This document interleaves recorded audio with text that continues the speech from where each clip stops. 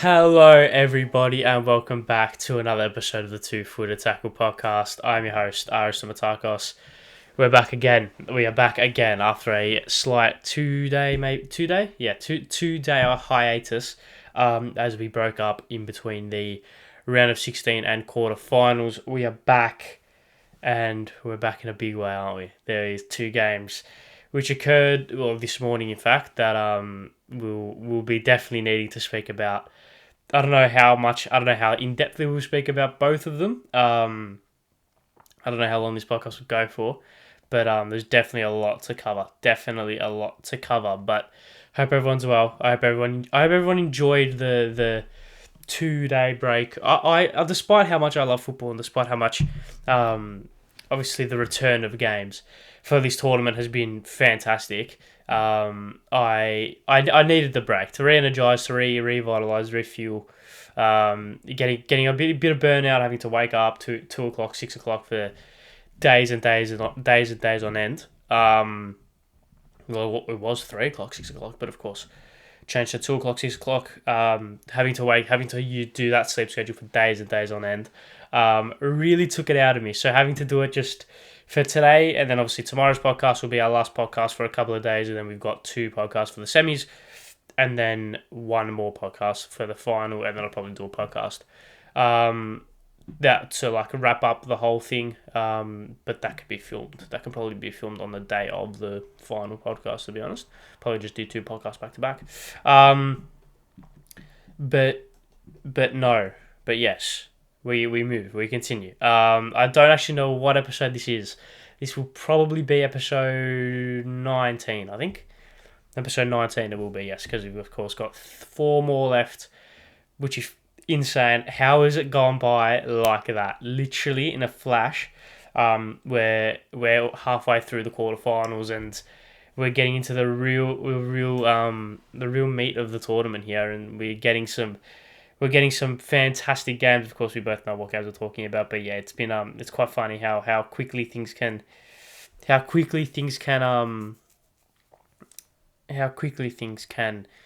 of,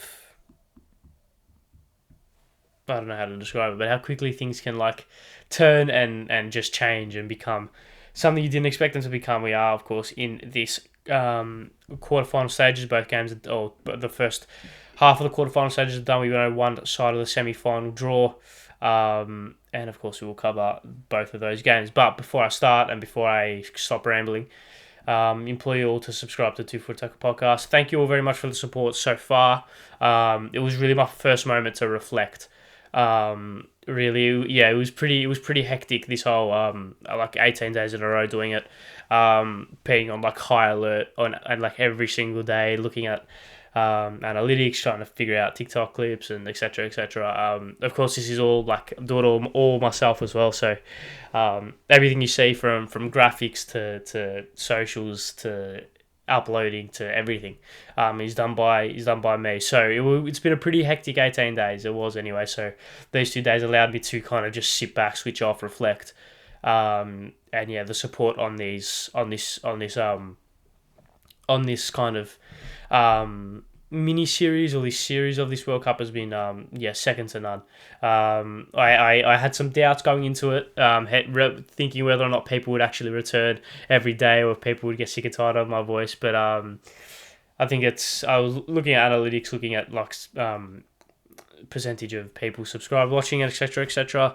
It seems that people are returning, so that makes me very, very, very happy. It was like I said, it was my moment to reflect, my moment to kind of look at things and look at it kind of objectively and rationally, without being in the heat of the moment of looking at it, but then knowing I have to get up and watch these games and do my research and etc. etc. I could just switch off for 2 days and allow me to think rationally and objectively, which allowed me to kind of appreciate the growth and the support on these podcasts, especially this World Cup season, a little bit more. But yes, thank you all very much once again for that. So yeah, subscribe to Two Foot Attack Podcast, all the socials, all the relevant links are in the description of YouTube, and of course bios of Twitter and Instagram as well. Okay, let's crack on. Let's get things underway, shall we? Let's start things by speaking about both games that occurred: Croatia, Brazil, Netherlands versus Argentina. Now, I of course didn't give my predictions for these two games. I didn't give my predictions for these two games. However, I didn't give a prediction for these two games. However, I did do a prediction in secret. Now, I'll say this prediction now, and I don't have the receipt. I have the receipt in front of me. I can't show you all the receipt, but I, of course, through the handy medium of sports bet receipts, gamble responsibly. My prediction is in terms of like what I thought that Brazil, Croatia would happen with was because of like my prediction. I can say with certain that it was made before it because I've got a bet receipt that shows me that I had Croatia winning on penalties. Now that is the result that I thought would happen, and I think if we just go through the game, I wanted to put that out there before I start speaking about the game. But if we start speaking about the game now, and then of course we'll come to the end of the game. It was pretty. I mean, if you look at the lineups, especially, it was pretty kind of stock standard in terms of what we thought would happen. Both sides pretty much played an unchanged lineup. I think from their last game, Danilo played left back for Brazil, which is I don't really know how many times he's done that in the tournament so far. I think he played that against South Korea. Yeah, he did. So once again, it was an unchanged lineup for Brazil, but he only played in one group stage game. So that's where my kind of not memory, but like my doubts about that came. But yeah, both sides went in with an unchanged lineup. I'm 90% sure. And it was kind of a little bit of a chess match. We all thought that it would be a chess match, and it was a chess match.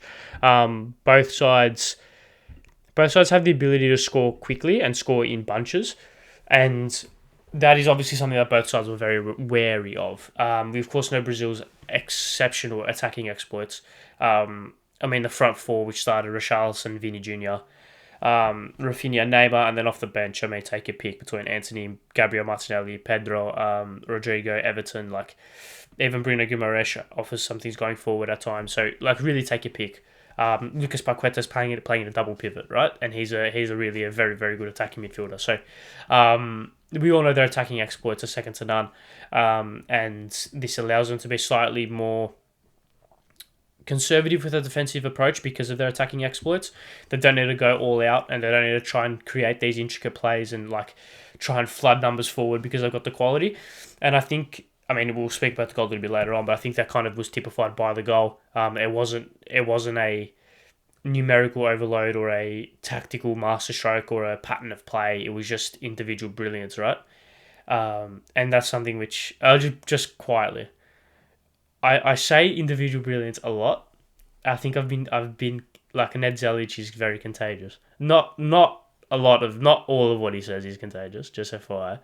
But that phrase in particular has infected me. So hopefully that's the only thing that infects me from him, to be honest. But if we continue, yeah, both sides were, like I said, both sides could score in bunches. Of course, Brazil, obviously, the main highlight in that. But even Croatia, I mean, Croatia are a side notoriously that have been, I wouldn't say boring, but have been very disciplined, very sturdy, very regimented in how they play.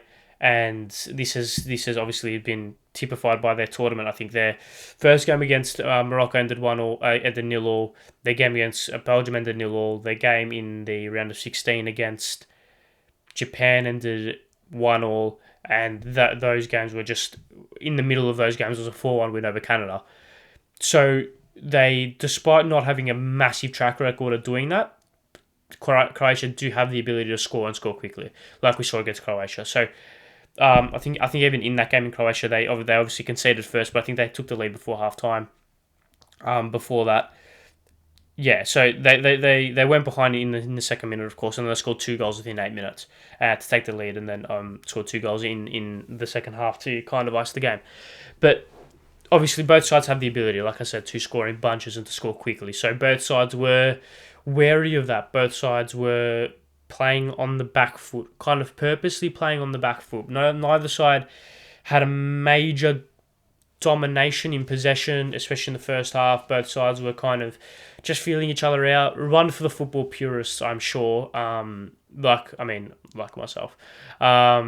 I enjoyed this game. I'm not going to call myself a football purist by any stretch of the imagination, but the way that I like to enjoy football, I enjoy I do enjoy these chess matches, these tactical kind of.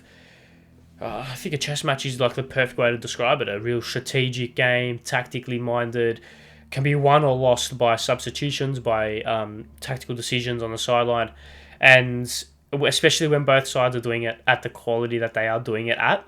I mean, I wax lyrical about that midfield three for Croatia, but it's seriously ridiculous. Like I want to speak about Croatia a little bit later at that in depth, but that midfield three is just absurd. Like it is absurd. It's ridiculous. Like it is like awe-inspiring to watch. To watch them just tick, to watch them play football together in unison with the synergy that they've got, almost telepathic connections between all three of them. It's ridiculous, right? So yeah, I waxed lyrical about that midfield three, but they were on form once again. And even that front four for Brazil wasn't at its best by any means, but still it didn't need to be at its best to be just scintillating to watch. Of course, you had Paqueta kind of bouncing a little bit forward when he played it in that double pivot alongside Casemiro. He did bounce a little bit forward and created some kind of five-man front line at times. Of course, when you have the talents, when you have a defense of that includes Casemiro, Thiago Silva, Marquinhos, Eder Militao, and Danilo, you can kind of afford to just be a little bit less conservative in your defensive approach, especially if you're being the kind of second midfielder in that double pivot. Of course, Casemiro is that more single-minded, or is that more defensive-minded and is a real carry of that double pivot, right? So Paqueta is, I think it's, there is a word for the way that Lucas Paqueta's role plays, and I can't think of it. It is a role on Football Manager, and I can't think of it. Segundo volante. I think that's how it describes. I think that's how it says. That's how it's said anyway. Segundo volante. And it means second steering wheel in German, I think, or Dutch. And I think that while not a very accurate description, can describe Paqueta's role in a little bit of a sense, because he's that secondary midfielder in that double pivot, has the ability to carry the ball forward, almost kind of like how, in a similar way to how Frankie de Jong plays for the Dutch, he is the secondary central defensive midfielder, despite De Jong being the more talented of that player, of those players in his double pivot. When you look at it from this Brazilian double pivot, Paqueta, of course, is the less talented. I use that in very loose quotation marks because, I mean, Paqueta's a freak, right? But if you compare it to Casemiro, Casemiro is the real leader of that double pivot, is the real man to carry that double pivot. So Paqueta is that secondary player. So he's allowed to be given a little bit more freedom in terms of carrying the ball, making those late runs into the box, hanging out on the edge of the box to get cutbacks, or to be a little bit more of a shuttler across the line, not really doing a whole lot of intense defensive work, because Casemiro is there to protect him, and of course because you've got Thiago Silva, Marquinhos, Eder Militao, and of course Danilo as well to kind of ensure that you're not going to be left exposed in the absolute slightest, right? So I think the first half comes and goes. Both sides, once again, like I said, didn't really get anything into the game. And it was kind of back and forth in the middle third, really. No side, as I go out of focus, neither side got on top. Second half comes, both sides, obviously Brazil make an early change. They bring Antony on for Rafinha, which I think is something that they should have started with, in my opinion. I think against his Croatian side, which likes to sit very compact. Against his Croatian side, likes to sit very compact, very narrow, and likes to work across quickly. You need to be able to, and he's forced to work across quickly, I should say. You need to be able to have a player that can stay out wide. I think Antony's a little bit better of a traditional winger than he's better of a traditional winger than Rafinha. Of course, he plays on that right hand side. Granted, he's left footed, but he plays as a winger. Like, he likes to stick very wide on that side. Whereas despite Rafinha being right-footed, 90%. Oh, he's left-footed. Okay, my mistake. I guess I think that my difference or my comparison with Rafinha and Antony is Antony is a winger. Like, he's a true winger. Despite him being left-footed, playing on the right-hand side, he likes to hug the touchline, play very wide, and does most of his work in one-on-one scenarios.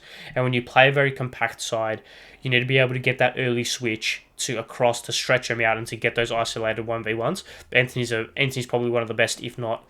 Sorry, Anthony's one of the best in the world in a one-on-one situation, especially on the byline. So being able to stretch that defense through Anthony's like natural width is something that they really should have started with, in my opinion. But of course, Chichi decided to go with Rafinha. I think that's kind of fair enough considering how well Brazil have been playing this tournament, especially in the front line. They've gone with that front line, I think, every game, if I'm not mistaken. Of course, barring the exception of Neymar, where I think they moved Rodrigo into that number 10 role. And speaking of Rodrigo, he did make an appearance just after the hour mark for Vinicius Junior. Now, when you look at it, of course, the talent discrepancy is there, right? The talent discrepancy between Vini and Rodrigo is there.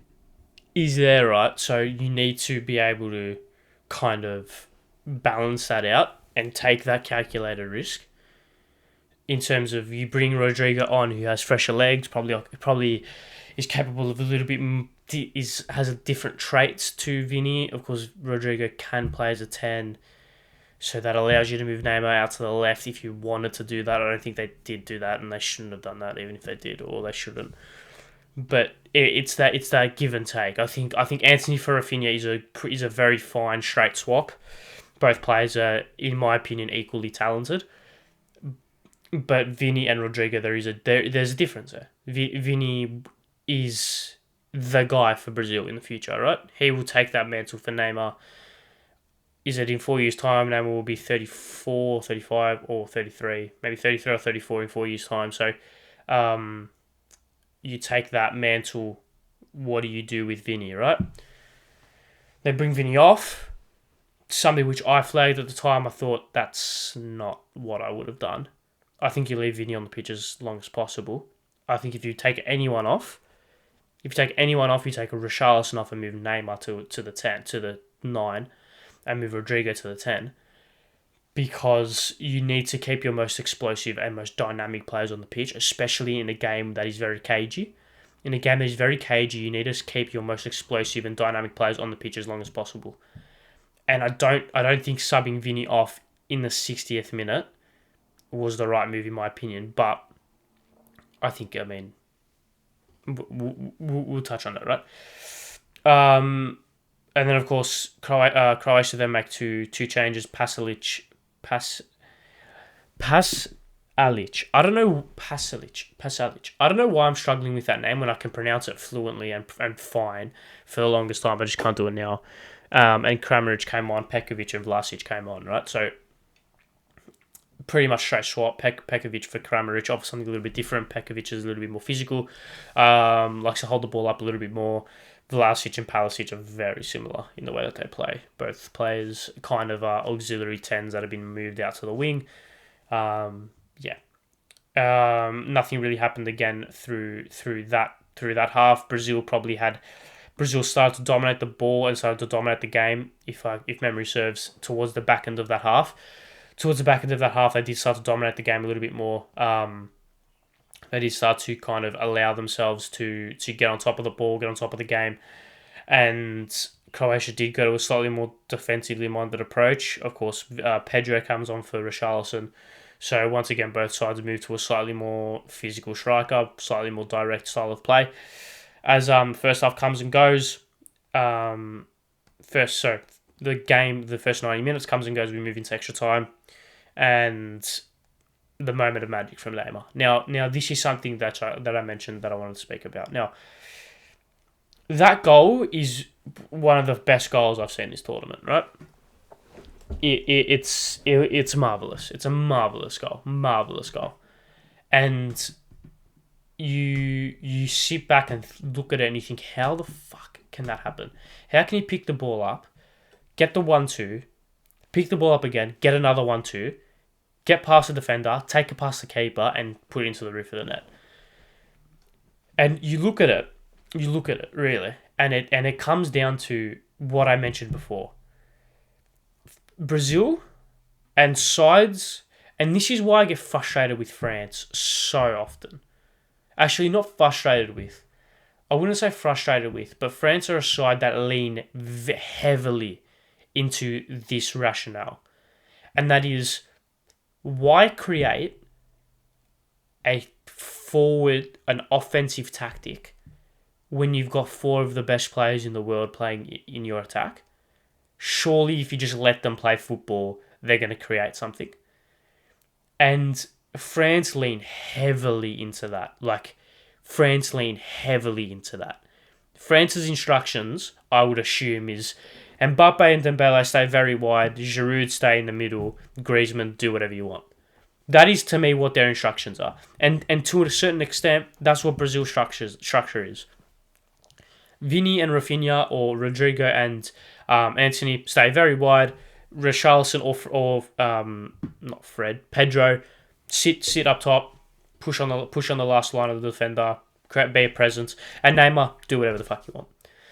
And this is what I said. You can allow yourself to, and because Brazil have such a balanced squad, you allow yourself to, you're given the luxury to play 5, if you count Paqueta, offensive players without having to kind of break teams down. It's so bizarre. I'll tell you what Brazil and France do. They suffocate teams with talent. And this is what this goal was.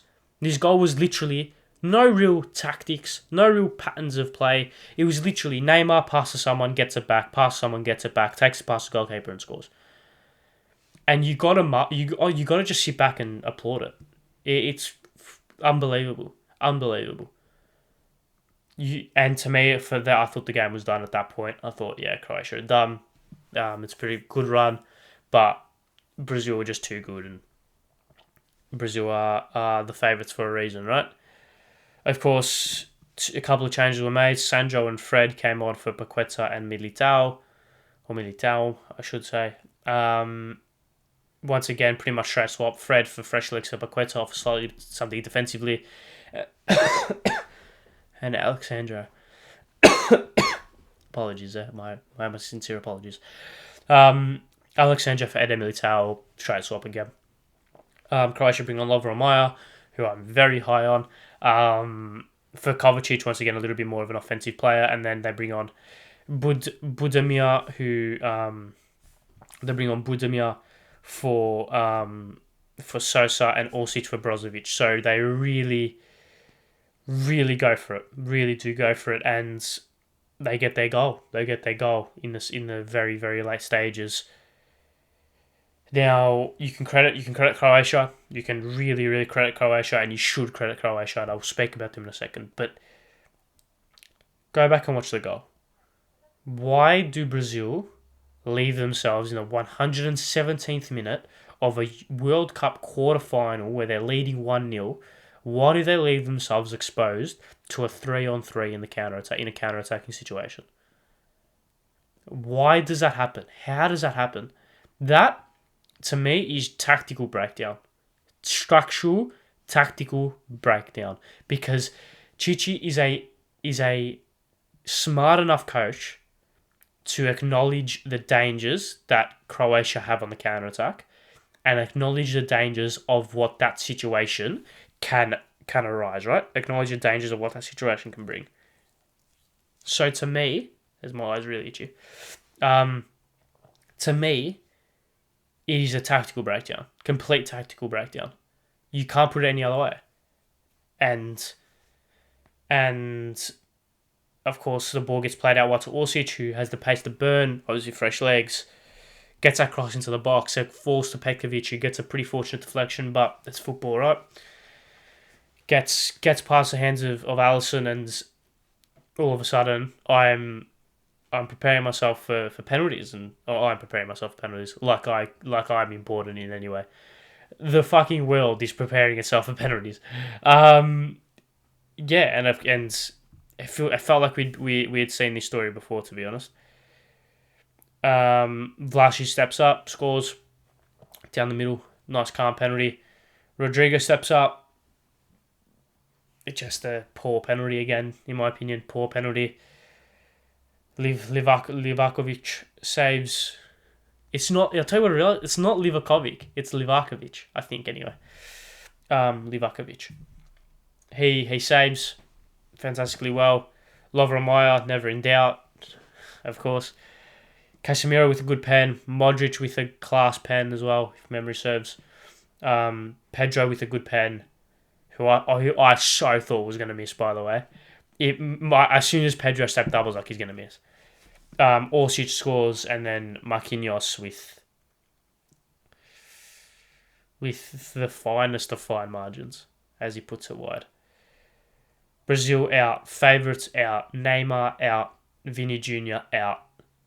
World Cup shock, and it's something that we all didn't expect, but you can't sit back, even if you're the staunchest Neymar fan, even if you're... I mean, it's going to be very hard for Brazilians to kind of acknowledge it in the way that I'm trying to express the way that you should acknowledge it, and I don't blame them for that. But if you are just a Neymar fan, if you're a Thiago Silva fan, Vini Jr. fan, whatever, you got to sit back and acknowledge what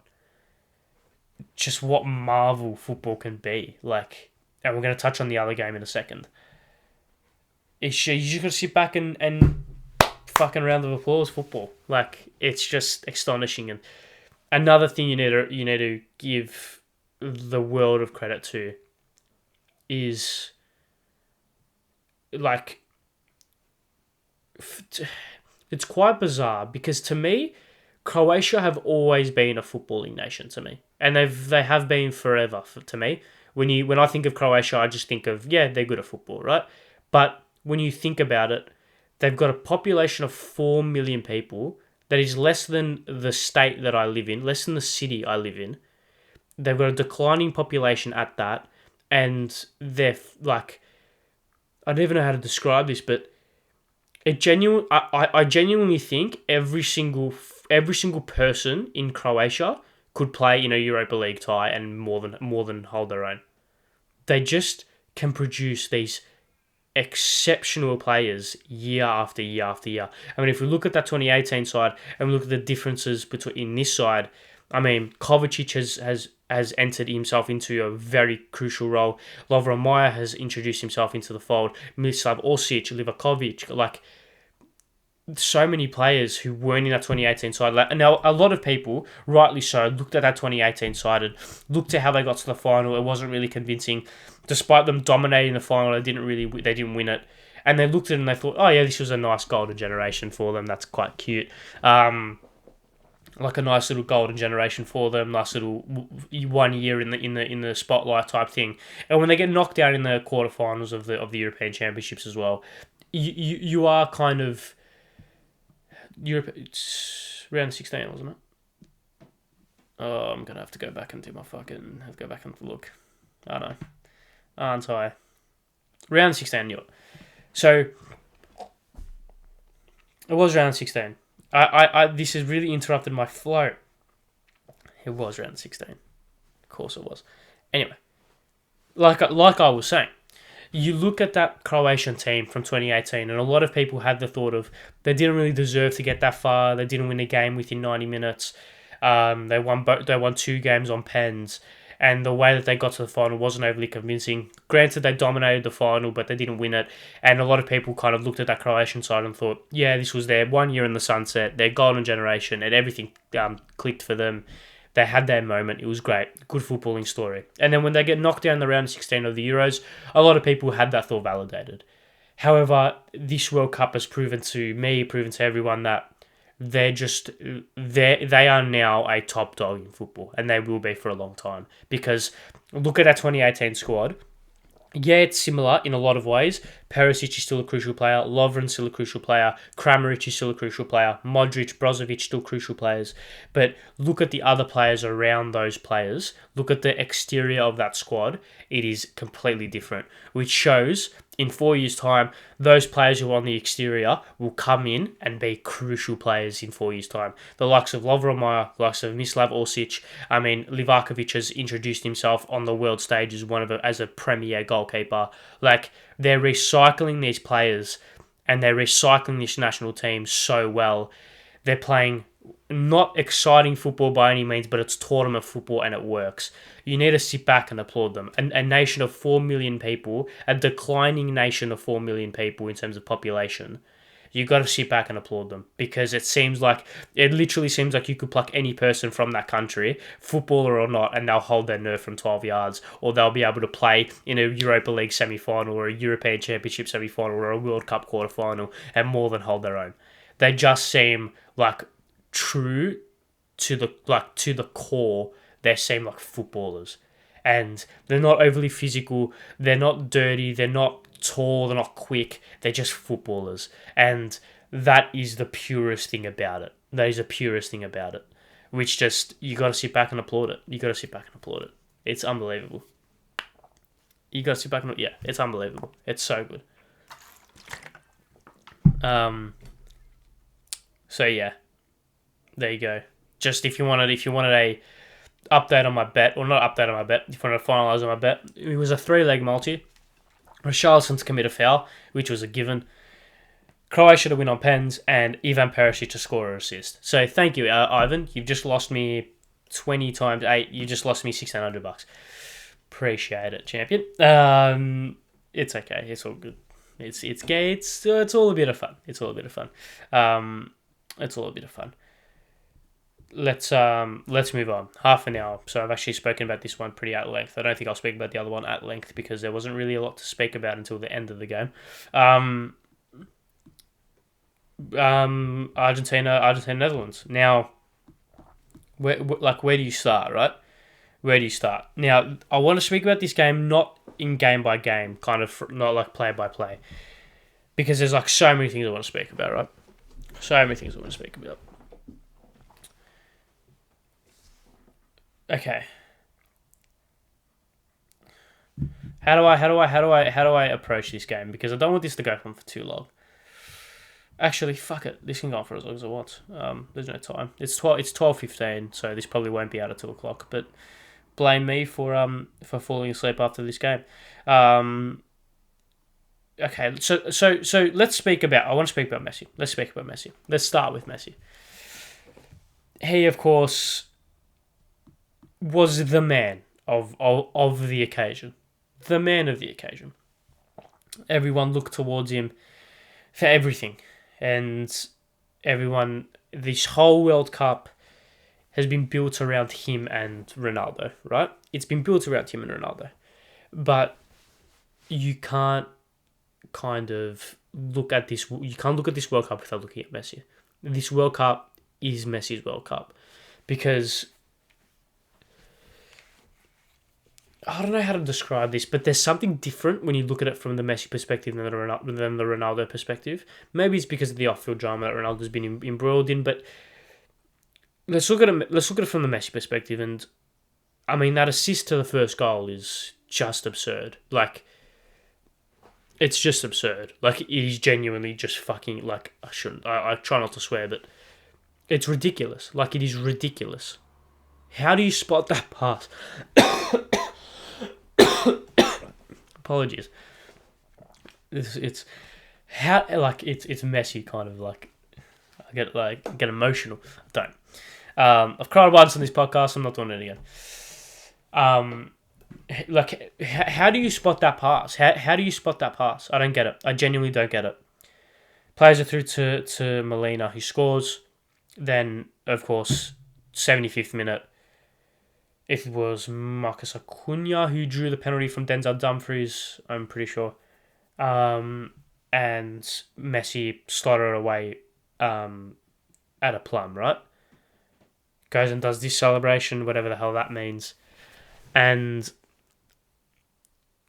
we all thought that this would be just another Messi masterclass that kind of just rode off into the sunset. 2-0 win, quite comfortable, but that wasn't the script that Netherlands had. And if it was a script that Netherlands had, they tore it up and wrote a new one. And I think this transitions perfectly. I spoke about Messi for a bit. I want to speak about... I don't know how to approach this game. I really don't, because I didn't really find anything tactical about it, to be honest. Like, to be genuinely honest, I didn't find anything tactical about it. Both sides set up in a five-at-the-back system. Both sides played very, very similar ways in terms of... very, very similar ways in terms of having that back five sitting in a very natural kind of and traditional back five system. You had one of the midfielders dropping very deep. Like what I said, one of the midfielders dropping very deep, the other midfielder pushing slightly higher, and the other one kind of floating in between the lines. You kind of were just waiting for something to happen. Both sides literally played an identical way of playing football. Like I said, the back five, the three in midfield, with one being almost like a second striker, or almost like a third striker. You had a midfielder shuttling in between the lines, and you had a defensive midfielder dropping deep. Very similar ways of playing football, very boring ways of playing football, especially if you're not a side that likes to exploit space, especially if you're a side that... especially if you're versing a team that doesn't leave space. If you're versing a team that is very compact, it's very boring to watch at times. Because that five-at-the-back system is kind of meant to just exploit space.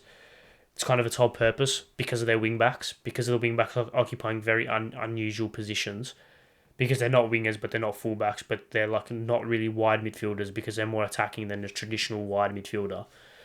Because of the unorthodox positions they occupy, they're heavily reliant on them to kind of like isolate and exploit the space that is left for them. But if both sides are playing the same way, there's no space to exploit, right?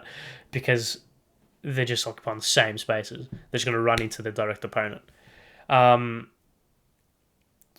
Because you just mirror the opposition. So if Argentina have the ball, they just do what Netherlands did.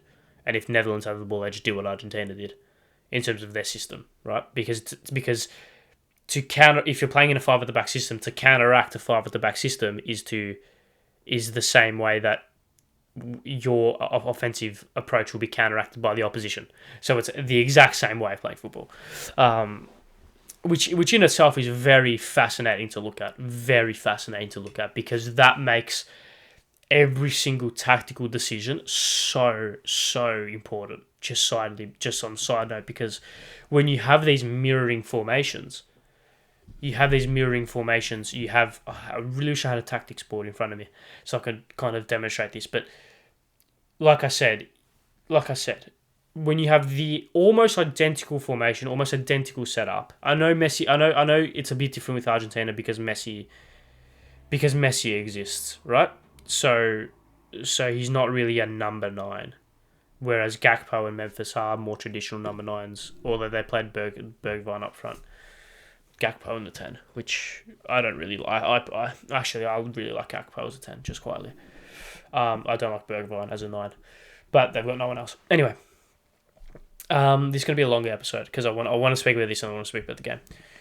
What I noticed in this game, tactically, was, like I said, the mirroring in formation, which meant this game was going to be separated by bold plays. I.e., what's the definition of fucking bold play in the football dictionary? Lionel Messi, right? And when you have these mirroring formations, it's very risky to do that. I know both sides set up. The Dutch set up in this five-at-the-back system throughout the whole tournament. Argentina went to this five-at-the-back system, and I think they went to this system very, very purposefully. They went to this system because they knew that if they could just mirror and completely nullify and equalize the Netherlands' kind of structure, they would rely on Messi pretty much to drag them out of the hole. Because when you have like that back three man mark that front three. I know it's set up as a 5-3-2 to a 3-4-1-2 if you were to look at it on paper, right? But Enzo Fernandez drops deep, DePaul shuttles across the lines, and McAllister pushes slightly further up. And obviously the fullbacks push up, which kind of mirrors the way that the Dutch play football, where you have that back three, Dumfries and Blind pushing up, Blind actually played as a left wing back, not as a left back this game, which is quite interesting. De Roon sits deep, De Jong shuttles, Gakpo 10, Bergwijn Depay, right? I want to speak about this tactically, and then I want to speak about the fucking the nature of the game. But because, like I said, because that front three, that back three man marks the front three, the midfield three kind of isolate each other. You have the opposite. So you have Argentina's DM marking the shuttler for the Netherlands, vice versa. Fullbacks marking each other, and then of course the centre backs marking the front three. You need these players to do something different, and Messi, because Messi played up front, Messi isn't a right winger anymore. He's not a striker. He's not a cam. Messi is a forward. Messi is very similar. I wouldn't say Messi is very similar, but Cody Gakpo is similar to Messi in the terms of Gakpo's not a 10. He's not a striker. I think he can be far more influential than if you just move him out to the wing. It's very similar to Messi.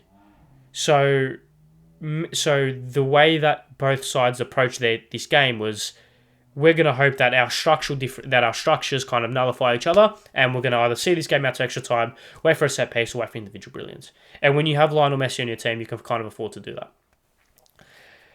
And of course, that's what happened. Messi, beautiful pass to Molina for the first goal, scored the penalty for the second, almost game set match. Until a man by the name of Wout Weghorst comes on.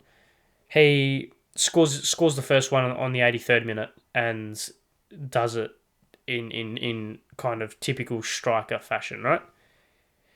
And then the 101st minute, the 90 plus 11,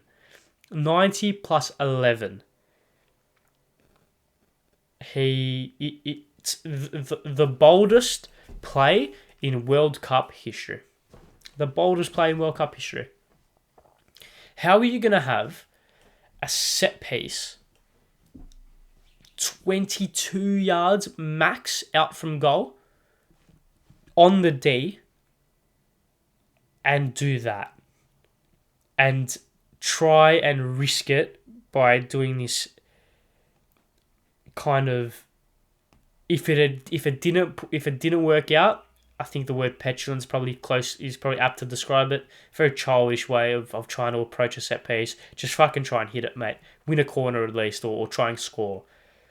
To try and do this and to do that is the cojones on was it Koopmans actually took the set piece? I think it was. To play it into Weghorst, he took it past the man and scored. I don't know if that was planned. I don't know how far in advance that was planned. I don't know if fucking Louis van Gaal knew that was going to happen. But you take it past the man. You take it past the man and score, and raptures and robbery and screams of robbery, screams of injustice, because time was up. I think the foul happened before time was up actually, but 10 minutes of stoppage time. Many people were saying, how did that come about? It's unbelievable, right? It's unbelievable. Unbelievable. You can't really kind of put it any other way, except it being one of the best moments in World Cup history. The fact that they could do that in that moment, it'll be spoken about for years and years to come. That Netherlands free kick. Granted, they didn't win the game, but it kind of drew out all the way to penalties. Of course, where Van Dijk misses the first one. I thought it was a good pen. I thought it was a fine pen. Messi, but Emi Martinez came across. Messi scored a great pen. Berghuis even saved. Another great save by Martinez. Paredes, Koopmans, Montal, Weghorst. Enzo Fernandez drags it wide. Luke de Jong scores, puts it on match point for Lautaro Martinez. And Lautaro scores. I mean, the scenes after the game were quite funny. You have the Argentinian players yell, screaming in the faces of the Netherlands players, screaming in the face of the Netherlands players. in a way which was just hilarious. That photo has been circulating Twitter is unreal. You had the little scuffle on the bench in the background that didn't really get a whole lot of publicity, but you had this scuffle in the background on the bench between some of the players after the shootout.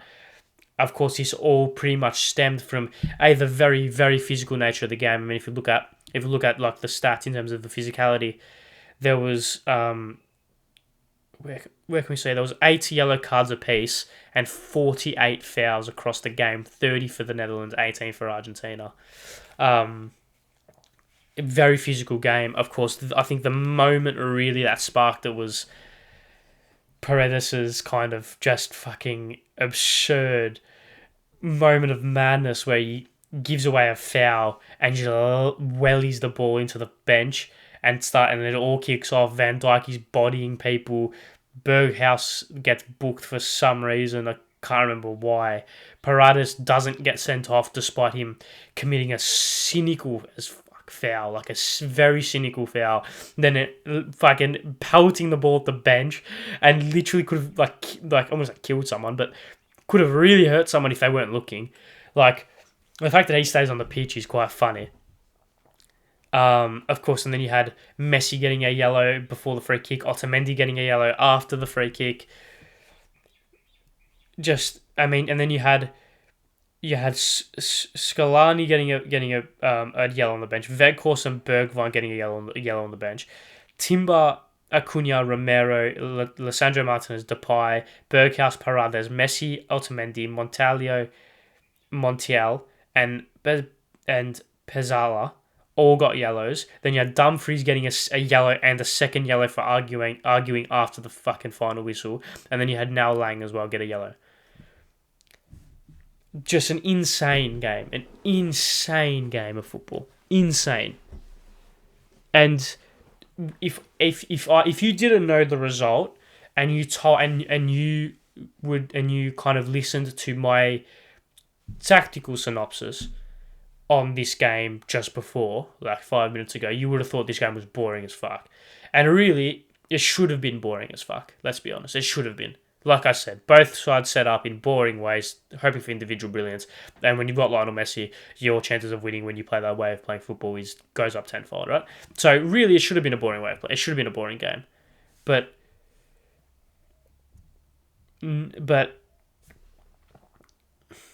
it's football. It's football. And I mean, this is something that only football can do. Of course, Netherlands are now probably the most hated team in world football. I mean, they didn't really have a massive history with Argentina.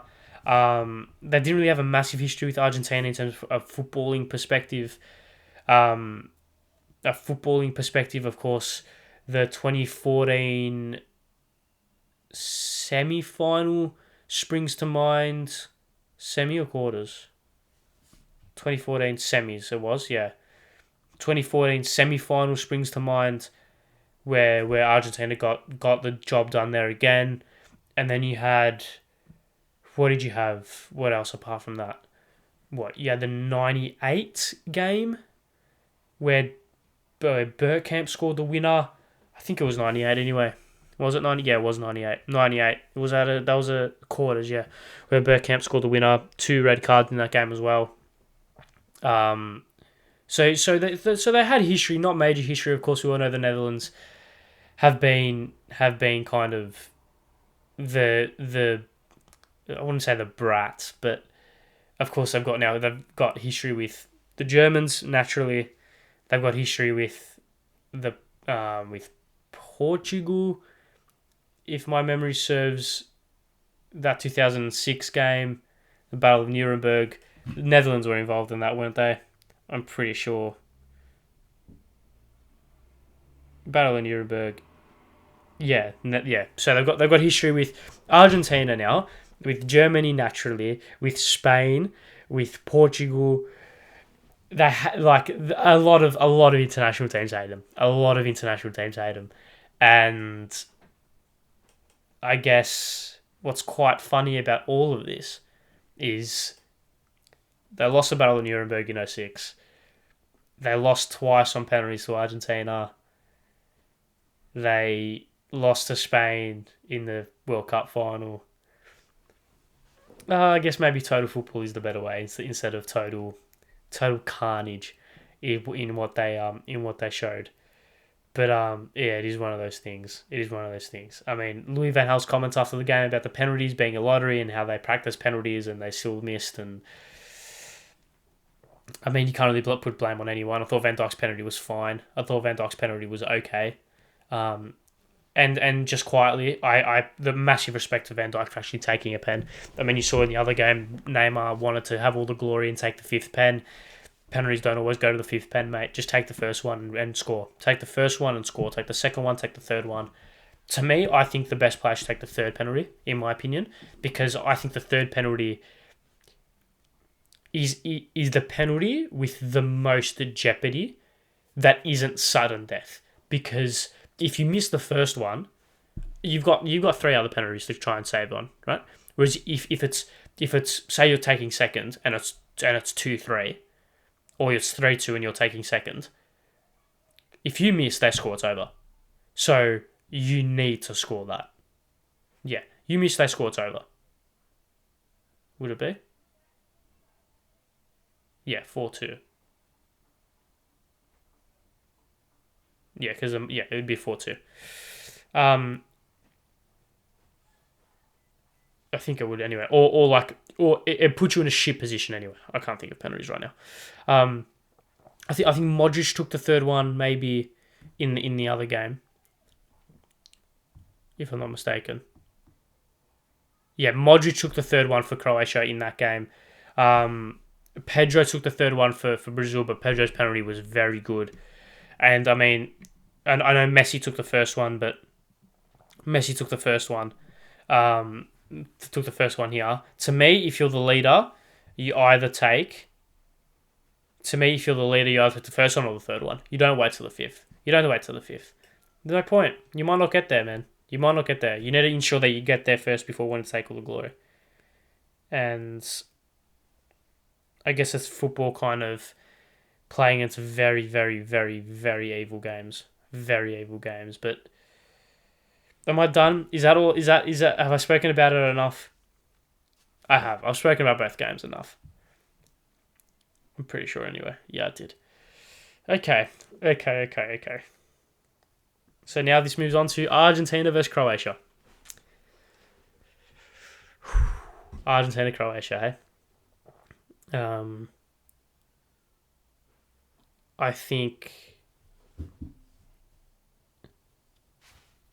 that's going to be interesting. It's going to be very interesting. I can see someone like a Marcelo Brozovic sticking on Lionel Messi like a glue. I wouldn't exactly begrudge the Croatians for doing that. But to me, it's Messi's time. But we'll preview that tomorrow. I think.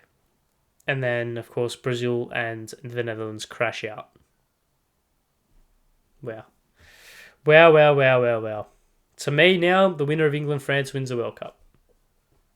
In my opinion, that's what's going to happen. But anyway, I digress. Let's move on. Let's finish things up with a preview of both games. Morocco, Portugal, England, France. Once again, no kind of explanation at all. No explanation at all. Morocco, Portugal. It's going to be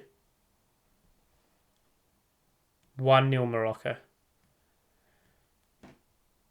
And Ronaldo doesn't start. England, France. Call me delusional. Call me smug. Call me what's that word? Call me. I can't think of that word. What's that word where you're very like regimented to your own way? Call me stubborn. England 1-0 over France.